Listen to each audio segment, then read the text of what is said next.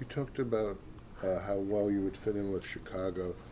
What about the Knicks roster? And maybe it looks like at the three position they're a little sparse. I mean, how do you feel you fit into this roster? Really well too.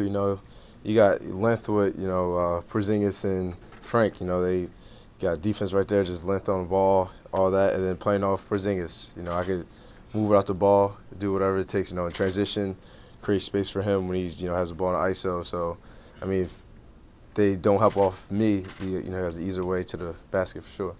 I mean, did you watch a lot of Porzingis in the last couple of years? Yeah, I have. Yeah, I remember the first day. He came as a Knick, and people were doubting him and how how hard he worked and how talented he is. When you're asked to list your attributes, the things that you do well, where do you begin?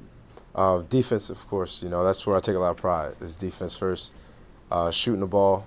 I feel like I shoot the ball really well and just keep getting better. And transition and finishing. That's my top three. And then always spots working on ball handling and playmaking. And people, you die down on that a little bit, saying I need like a lot of work on it. I know I do, but it's a little bit better than more people think for sure. If you look at your stats, each year you made such progress at Nova. Do you think that you're still a young guy who's got a big upside? Most definitely. I have a lot of work to do, and I'm not even close to being a finished product. And throughout my years in college, that's what I've shown. I kept getting better every year, and I have a really good work ethic. So I'm not going to stop until I'm the best basketball player I can be by the end of the time, and that's a long time from now. I got a lot of things to work on that even where I thought I was really good at, not even as close. So it's just going to be a lot of work, and I know that by the time of my career, I'm just going to keep aiming to be the best player I can be.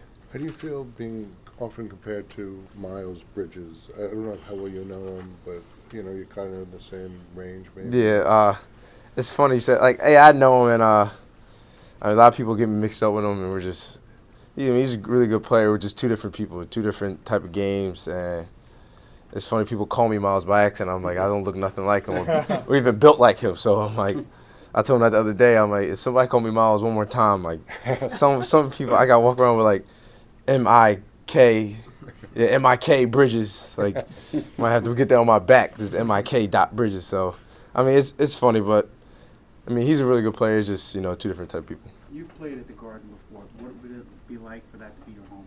I mean, the Garden's a special place, I mean, I love the Garden. I have my best games in college at the Garden this year. Like, I played really well in Big East tournaments, was here. The Gonzaga game, kind of put my name out there. The Garden, a lot of great things happen in the Garden.